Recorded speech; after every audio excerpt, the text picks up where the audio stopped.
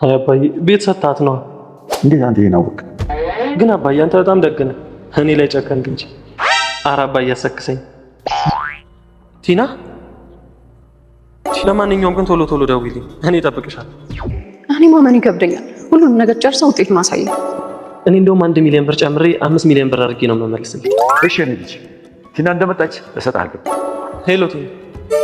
አዎ ነይ። ደግሞ በጣም ታስፈልጊኛለሽ። ቆይ ለምንድን ነው ቡና ማጋብሳት?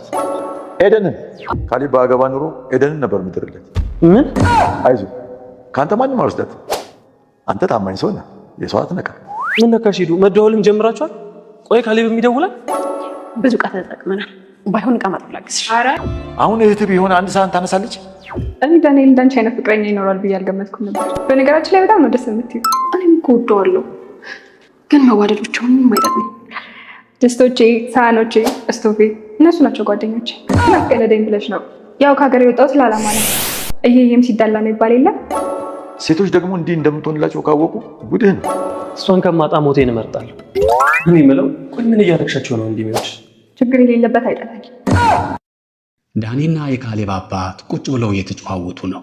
እህት ቲና ደወለችልህ ይለዋል የካሌብ አባት። እሱም ኧረ በጭራሽ ይላል። ምን ሆና ይሆን ይለዋል በድጋሚ የካሌብ አባት በተጨነቀ አይነት ስሜት ውስጥ ሆኖ። ዳኒም ይመልሳል ቤትን ያህል ነገር በነፃ ሰጥታት እንዴት አትጥፋ ይለዋል። እሱ ቤቱን በስሟ ማዞሬን እንዴት አወቅ ይለዋል ዳኒ። ለምን ቤቱ በስሟ እንደዞረ ማንም እንዳይሰማ ሚስጥር ነበራቸው ከቲና ጋር። ዳኒም ቲና እንደነገረችው አረጋግጦ አንተ ለሁሉም ጥሩ ሰው ነህ ከእኔ በስተቀር ይለዋል። ማንም ሳይሰማ 4 ሚሊዮን ብር ብድር እንዲሰጠው ጠይቆት ላስብበት ብሎት ስለነበረ ነው ይህንን ማለቱ። ግን ብድር ተጠይቆ ማንም እንዳይሰማ ይባላል እንዴ? ለምን? ብድር በአበዳሪና ተበዳሪ መካከል የሚደረግ ውል ስምምነት ስለሆነ ነው። ውል ስምምነቱን የሚሰማ ሶስተኛ አካል መኖሩ የግድ ነው። ዳኒ ይህንን ሕግ ሽሮ ማንም ሳይሰማ 4 ሚሊዮን ብር ለመበደር ማሰቡ የሚገርም ቢሆንም የካሌብ አባት ግን በውሳኔው ተስማምተው ለማበደር ፈቃደኛ ሆነዋል። ግን አንድ ቅድመ ሁኔታ አስቀምጠውለታል። እሱም የግድ ቲና መመለስ አለባት የሚል ነው። የካሌብ አባት ግን ምን አስበው ነው ቲና እንድትመለስ የፈለጉት? ይህንን ጥያቄ ዳኒ ራሱ ጠይቆት ነበረ። ግን የተሰጠው ምላሽ ምክንያቱን እንዳትጠይቀኝ የሚል ነው። እንደዚህ አይነት ጥያቄዎች ለግምትም ስለማይመቹ የሚሆነውን ሲሆን ለማየት በይደር እንለፈውና እንቀጥል። ቲና ስሟ ሲጠራ ስቅ ብሏት ነው መሰል በድንገት ደወለች።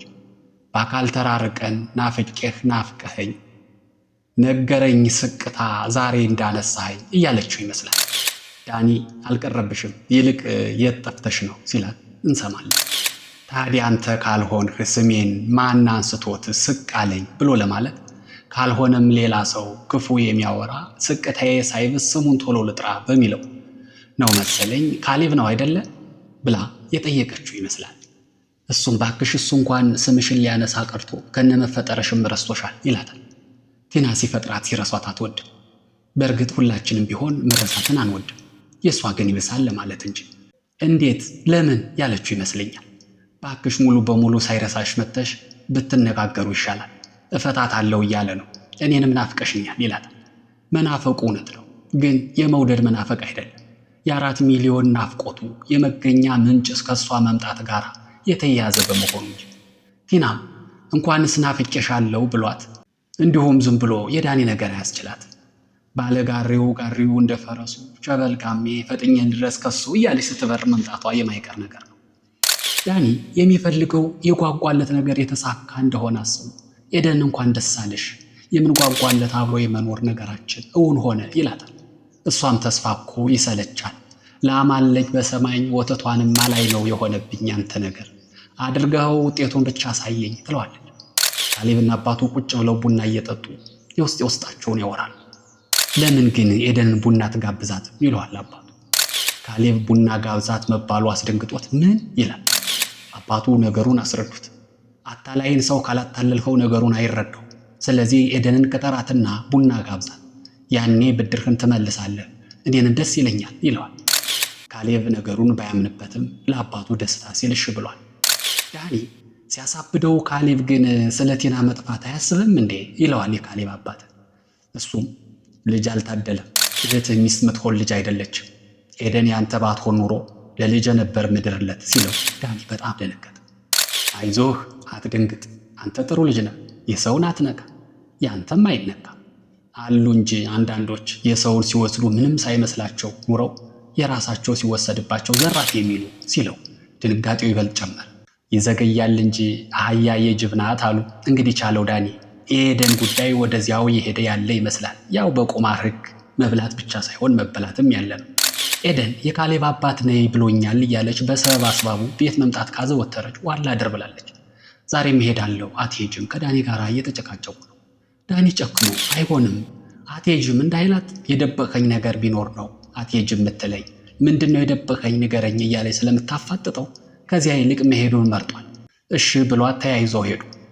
የካሌብ አባትና ኤደን ፈታ ብለው እያወሩ ነው። ዳኒ ግን ተሳቆ ነው ያለው። አያወራም። ካወራም ለተጠየቀው ጥያቄ ብቻ አዎ ወይም አይደለም የሚሉ ቃላቶች ብቻ ናቸው ካፉ ሲወጡ የሚሰሙት። ትሁት ምን ጎደለ ምን ይጨመር እያለች ጠብር ግፍ እያለች አስተናገደቻቸው። አሁንም የተስተናገሩበትን ዕቃ ልታነሳሳ ሳሎን መጣለች። በዚህ ጊዜ ቤቱ የማያውቀው አዲስ ክስተት ተከሰተ። የተበላበትን ዕቃ አብሬ አጥባለሁ አለች ኤደን። የካሌብ አባትና ትሁት እንደዚህም አይነት ሰው አለ እንዴ ብለው የተገረሙ ይመስላሉ። የቲና ተንኮልና ክፋት ሰዎች ሁሉ እንደሷ ይመስላቸው ስለነበረ ነው መገረማቸው። ኤደን ትሁት ጋር ሄዳ አብረው ዕቃ እያጠቡ ነው። በዚያውም ብዙ ነገር አወሩ። መልክ ብቻ ሳይሆን ልበቀናም እንደሆነች በግልጽ ነገረቻት ትሁት። ቀጥላም ዳኒ በጣም እንደሚወዳትና ስሟን አንስቶ እንደማይጠግብ ስትነግራት ግን ከፋት። ለምን እሷ የምትፈልገው እንደሚወዳት ማወቋን አይደለም ተጋብተው ወልደው በጋራ መኖሩን እንጂ። ትሁትም ይህ ገብቷታል። ስለሚወድሽ የምትይውን ይሰማሻል እና ምከሪው ትላታለች። ኤደን ራስ ወዳድ አትመስልም። ብዙ ጊዜ ራስ ወዳዶች ስለ ራሳቸው ብቻ ሲወራ ውሎ ሲወራ እንዲያድር የሚፈልጉ ናቸው። እሷ ግን እንደዛ አይደለችም። የእሷን ባለበት ትታ የትሁትን የጓደኝነት የፍቅር ሁኔታ ትጠይቃታለች። ትሁት እንደዚህ አይነት ጥያቄ ከዚህ ቤት ለስራ ከገባች ጀምሮ ተጠይቃ አታውቅም። ይህ ጥያቄ ለእሷ አዲሷ ነው። ይህንን ስሜቷን ከመለሰችው መልስ ላይ መረዳት ይቻላል። የኔ ጓደኞች ድስቶቼ፣ ሳህኖቼ ናቸው ትላታለች። ግን አንድ አዲስ ተስፋ አንዳች አይነት የመኖር ጉጉት የተፈጠረባት ይመስላል።